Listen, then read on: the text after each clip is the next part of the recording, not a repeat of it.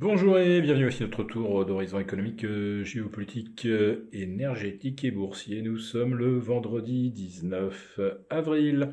Et pour comprendre comment tourne la planète finance, c'est sur l'inforruptible et nulle part ailleurs. Et l'épisode du jour s'intitulera L'Iran bombardé.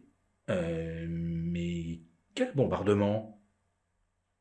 Ah, c'est vrai que ce matin, on s'est fait un peu peur.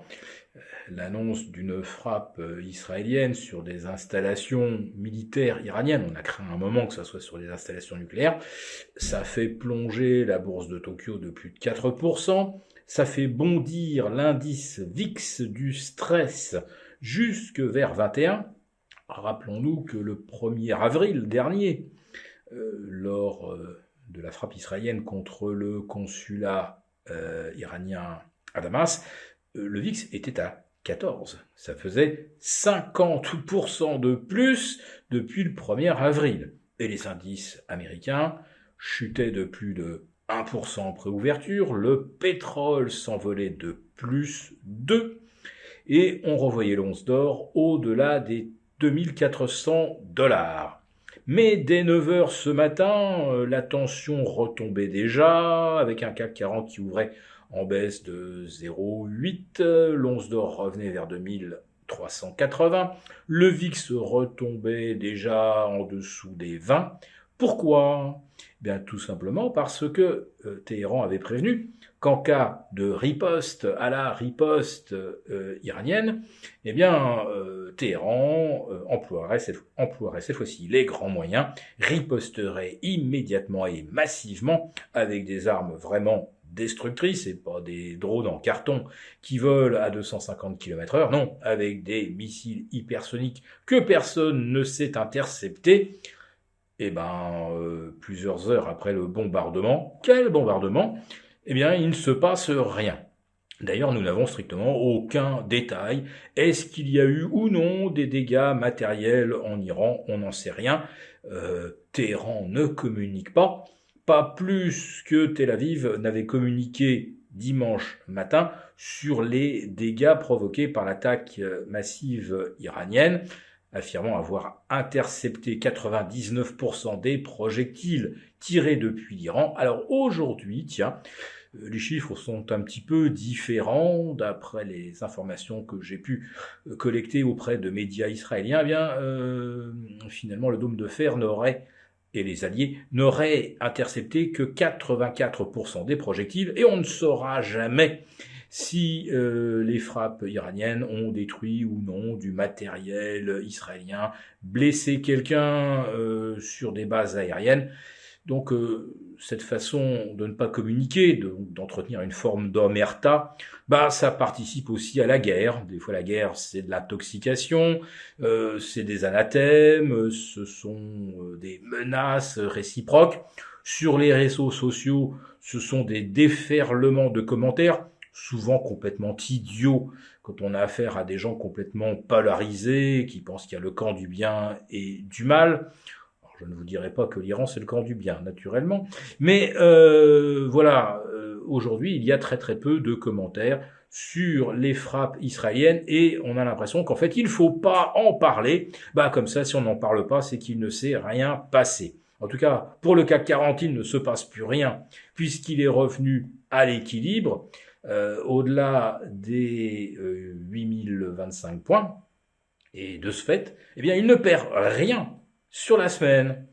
Tandis que de l'autre côté de l'Atlantique, les indices US perdent, eux, près de 3,5, voire près de 4%, pour le Nasdaq qui a rouvert en baisse de 0,6%. Donc oui, on est au-delà des 4% de baisse sur la semaine. Le S&P 500 qui s'effrite un peu, lui aligne une 6e séance de baisse consécutive. Alors s'il ne se passe rien de dramatique durant le week-end, on peut imaginer que lundi ça pourrait être un jour de rebond. Évidemment, si les Iraniens cherchent à leur tour à répondre à l'escalade israélienne, alors là, ça sera très différent, parce que l'Iran peut très bien ne pas bombarder Israël, parce que c'est toujours très impopulaire de tuer des gens. Par contre, il pourrait très très bien décider de fermer ou restreindre le passage des pétroliers par le détroit d'Ormuz, et là, ça ferait flamber le pétrole, et ça alimenterait immédiatement de nouvelles spéculations sur une flambée inflationniste. D'ailleurs, les marchés obligataires qui étaient en net embellis ce matin, évidemment. Chaque fois qu'il y a du stress, on va rechercher des actifs risk-off. Eh bien, les rendements se retendent. Voilà, donc on n'est plus du tout dans une logique de risk-off, manifestement, avec le 10 ans français au-delà de 3%, le 10 ans allemand au-delà de 2,50%, les T-bonds américains à 10 ans à plus de 4,63%, et le 2 ans qui flirte de nouveau avec les 5%. Alors l'un des grands enseignements de la semaine, évidemment, c'est que la Fed ne va peut-être pas baisser ses taux avant le mois de septembre prochain. En tout cas, pour juin, on a fait une croix dessus. Il n'y a plus que 20% d'investisseurs qui y croient. Juillet, mi-juillet, ça serait 40%. Donc, pour avoir une anticipation vraiment favorable sur une baisse de taux, il faut aller à septembre.